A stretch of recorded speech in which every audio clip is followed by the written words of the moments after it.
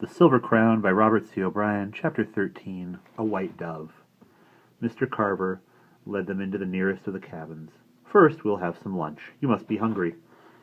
Ellen agreed politely, but not very hard. Thank you very much, but we brought our own food with us. It's in the knapsacks. Of course you did, said Mr. Carver cheerfully. When you visit me, you eat my food. That's the rule of the house. Besides, I have 2 big trout I caught just this morning.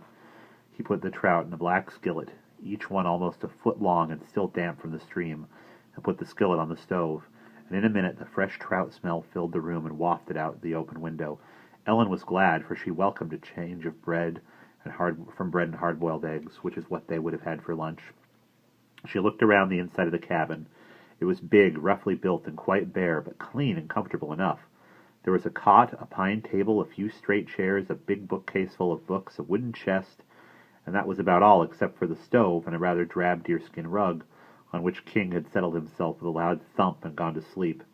Then she saw something else in one corner. On a small shelf stood 2 of the most beautiful wood carvings she had ever seen. Both were women's heads, life-sized, intricately cut, from some light reddish wood polished to a gentle glow. Ellen walked over and stared at them. One face was older, one younger, but otherwise they looked alike. Even the brows and lashes looked real, each hair finely etched with a sharp tool. "You like my statues?" said Mr. Carver. "Oh, yes," Ellen said. "Where did you get them?" "I carved them. I'm a sculptor. At least that's how I make my living." "But—" Ellen began, then hesitated. "But why am I living alone way up here in the mountains?" "Yes," Ellen said, "I did wonder." "I like it up here," said Mr. Carver. "I like the woods, and the quiet, and the stream that flows down the mountains. I can work in peace and read and think. It's true, there's more to it than that, but it can keep until later. Anyway, I think I should have the right to ask first. What are 2 children doing alone way up here in the mountains? After all, it was you who came walking into my front yard." "I'm sorry," said Ellen. "We didn't know." "Of course you didn't," said Mr. Carver, smiling. "Anyway, I'm glad of the company. Still, it isn't every day that visitors get this far, so naturally I'm curious." "It's because there was a man chasing us," Otto said. "At least we think he was chasing us, so we hid in the woods. Then we found the path, your path." "A man chasing you? Are you runaways, then?" "Oh, no," said Ellen. "We're going to visit my aunt." "I see," said Mr. Carver dubiously. "Well, we're running away from him," Otto said. "But so would anyone. He's dangerous." "Who is he?" asked Mr. Carver. "What does he look like?" They described the stranger, emphasizing that he was dressed all in black, except for the green stripes on his boots. They told how he had come hurrying up the road, obviously looking for someone or something. "Very odd," said Mr. Carver. "He's certainly nobody I know. I wonder what he is looking for." "For us," said Ellen. "I'm sure of it." "But what would he want with you?"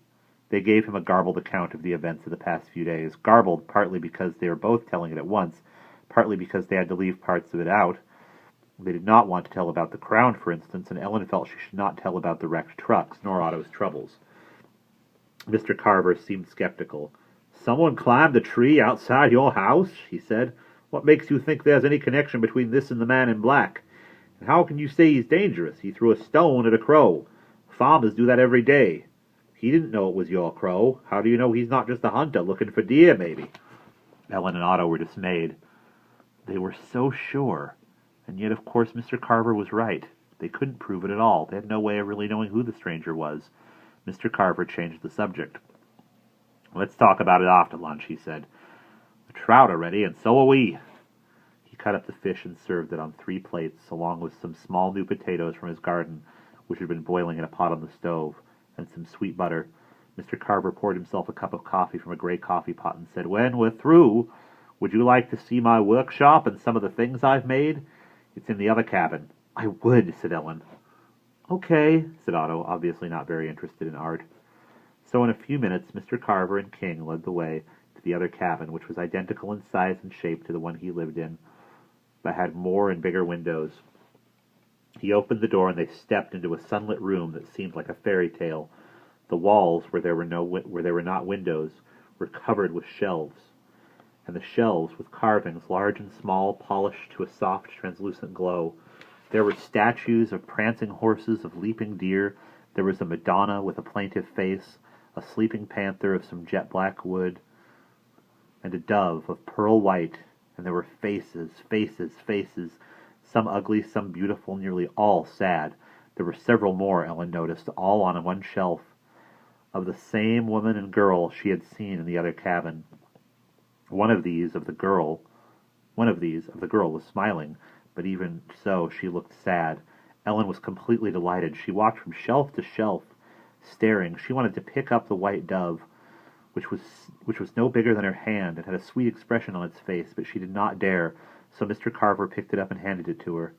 "If you like the dove so much," he said, "you'd better keep it." "Oh," Ellen said, "I couldn't." "Of course you could. I've got another one." "Where?" Ellen asked, for she had only seen one. "Here," said Mr. Carver.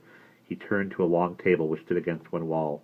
Behind it were arrayed rows of knives, chisels, files, hammers, tiny picks, and awls of every size and shape. Under it stood blocks on blocks of wood of many grains and colors. Mr. Carver picked out a white block about the size of a shoebox. "There's a dove in here," he said. "You can't see him yet, but he's in there.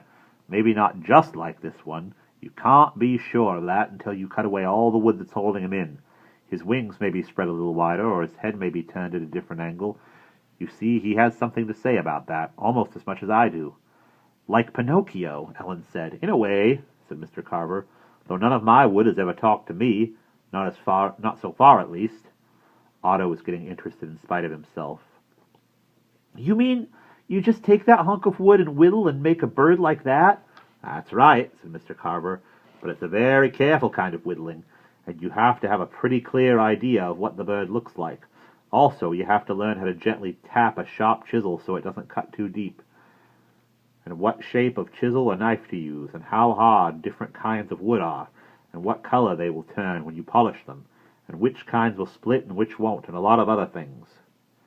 "But how did you learn all that? Could I learn it?" "You can if you're willing to work at it. As to how I learned it, that's pretty much like the question Ellen asked.